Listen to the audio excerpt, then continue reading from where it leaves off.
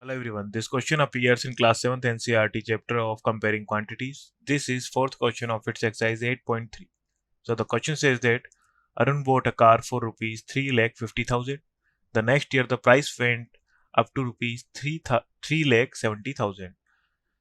What has the percentage of price increase? So Arun 3,50,000 में car खरीदता है.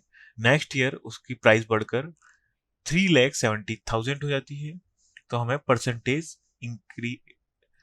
Increase in price in percentage find out करना है. So increase in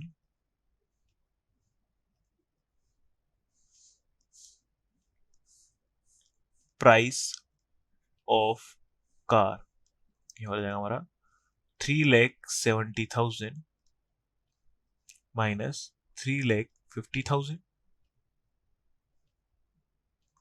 सो हो जाएगा हमारे पास 20,000.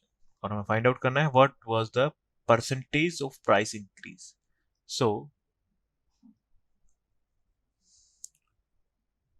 Percentage increase